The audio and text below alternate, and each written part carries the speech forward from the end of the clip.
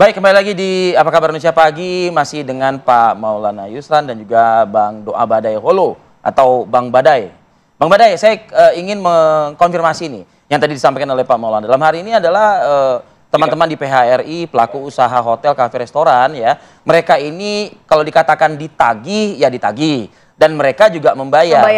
Membayar juga gitu. Ya meskipun itu penuh intrik dan polemik juga gitu. Karena ada istilah berlaku surut lah dan lain sebagainya ya Pak Maulana gitu ya. Nah saya ingin tanya ke Bang Badai. Yang diterima ya oleh Bang Badai dari LMK ini senilai nggak dengan yang dikeluarkan oleh teman-teman di PHRI?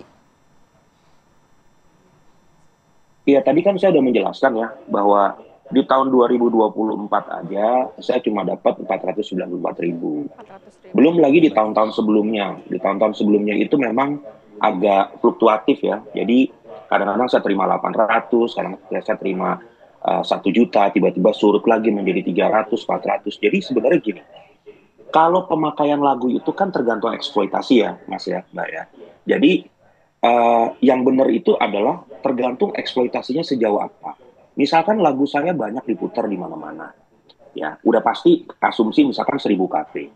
Ya sudah 1.000 kafe itu kan berarti kalau dihitung secara rumus matematikanya tadi, gitu kan berarti kan kita udah tahu nih kira-kira pembayaran kita berapa. Tapi ketika yang muterin cuma 100 kafe, berarti kan juga ada penurunan dari pembayaran royalti. Tetapi yang menjadi masalah adalah detailingnya seperti apa, gitu loh. Transparansinya Nah itu bagaimana? pertanyaan Siapa saya, yang artinya muterin lagu Anda saya? Gitu. mendapat data detail nggak dari lembaga ini? Ya, sebentar. Saya jelasin dulu. Kan tadi waktu di awal saya kan udah bilang, di laporan itu tidak pernah ada.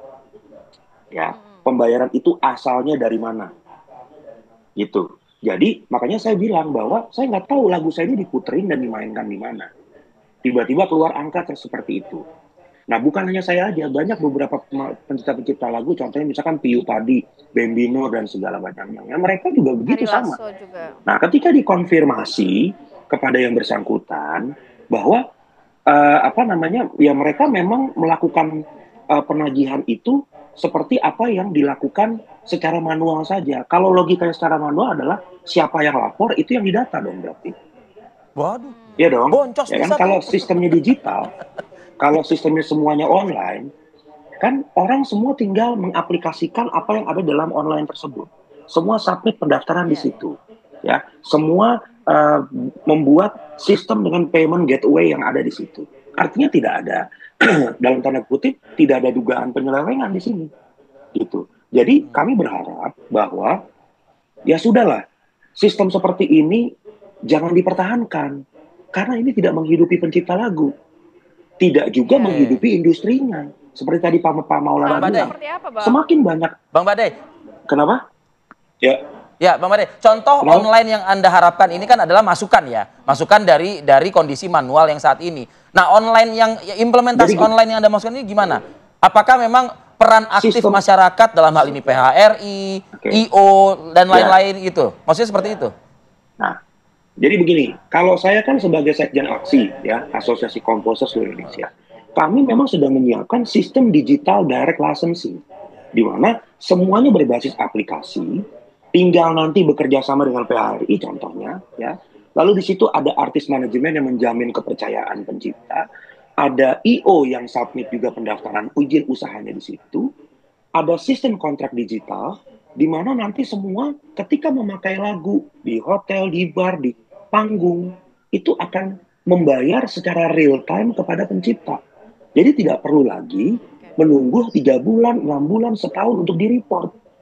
Jadi kami ini memang membutuhkan kepercayaan yang real time. Bahwa si pencipta lagu mendapatkan uang, dia mau dapat 1 juta, mau dapetin 500.000, mau dapetin 200.000 sekalipun, pembayarannya jelas. Di mana dipakai, di mana dipakai, di mana dinyanyikan, di mana dibayar, semuanya terjadi di situ. Nah kalau tadi Mas Sama Mbak tanya, apakah kita menerima detail atau tidak, kita nggak bisa menemukan datanya. Oke, tapi dengan konsep kayak gitu apa ya semua orang jujur? Atau memilih malah tidak menggunakan musiknya saja? Ya sekarang begini, kalau ditanya seperti itu, saya balikin lagi ke Mas sama Mbak. Mbak mau jujur Mbak untuk musik Indonesia? Saya mau jujur, saya mau jujur. Saya mau jujur. Nah, kalau Mas Mbak mau jujur untuk musik Indonesia, berarti tergantung mentalitas, kan gitu. Oke. Kalau misalkan sudah Balik dipakai lagi ya. sistem online pun tapi mentalitasnya tidak bisa diperbaiki, ya berarti masyarakatnya memang Baik. mentalitasnya nggak mau bayar. Itu. Baik, oke. Itu saran dari seorang musisi yang juga mungkin mengetahui nih seharusnya memang sistemnya secara digital lengkap datanya, kemudian tergantung dari pihak pengelola hotel dan juga restoran yang mau menggunakan ya langsung dibayar begitu. Ya jadi gini, sebenarnya kami udah, kalau dengan Mas Bade, Mas Pio ini kita sudah ketemu dengan aksi itu. Memang kita akuin sistemnya itu lebih transparan. Mereka punya satu sistem, jadi intinya gini, Masukan-masukan dari mereka ini. mereka punya sistemnya, mereka bangun iya. di luar LMKN. Jadi mereka punya sistemnya. Jadi kalau kita ternyata lagu yang ada di bank mereka ternyata penciptanya belum memberi mandat, mereka nggak tagihkan. Oh, yang sudah Jadi ditetapkan mereka yang saja. minta mandat itu. Tapi kalau LMKN berbeda.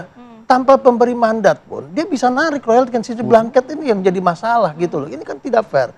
Sehingga dana yang kami bayarkan royalti itu belum tentu sampai ke pencipta. Itu yang tadi Mas Bade juga sampaikan. Dapatnya 400.000 Mas Nah, ya Badai. makanya karena apa? Saya putar lagu Mas Bade terus gitu. Mas Badenya terima jadi nggak orang yang tidak diputar lagunya pun dibagi rata gitu loh. Sehingga itu yang terjadi komplain hari Iya, ini. iya, iya. Jadi pemerintah harus hadir di sini bahwa si lembaga penerima mandat bentukan undang-undang ini masih bermasalah dengan si pemberi mandat. Kenapa sekarang masyarakat yang dibiarkan untuk berpolemik begini, uangnya dipungut terus, tapi penciptanya nggak terima. Nah, harapannya juga ada langkah ya sehingga tidak menjadi liar ya, dalam arti semua pihak bisa dikasih edukasi, sosialisasi dan juga win-win solution pastinya. Terima kasih banyak. Mungkin terakhir, Tis. Ya. Apa langkah PHRI? Kita mengharapkan pemerintah sadar, bangun dan tidak membiarkan polemik itu. Harapan terus ini berlanjut. sudahkah dilakukan misalnya seperti kayak bertemu dengan pihak terkait begitu? Pak Karena Menteri kah atau Pak Dirjen kah? Atau Ini yang upaya yang kami sampaikan. Waktu itu kami juga sudah sampaikan juga dengan pihak kementerian. Tapi tidak bisa kami hanya duduk dengan LMKN, itu nggak bisa. Karena di sini pemegang regulatornya adalah pemerintah. Ya. Undang-undang itu punyanya pemerintah. Ya, Kalau baik, kita terus berdebat dengan LMKN, nggak pernah tafsir dia sama tafsir kita, penerjemahannya. Harus ada pemerintah menengahi ya. Iya, gitu. Oke, semoga harapannya bisa mendapatkan win-win solution ya. Terima kasih banyak. Terima kasih Pak Maulana Yusran. Dan juga Bang Badai. Sudah berbagi informasi dan Badai hadir pada di- pagi hari ini. Sehat selalu. Assalamualaikum. Terima kasih, Bang.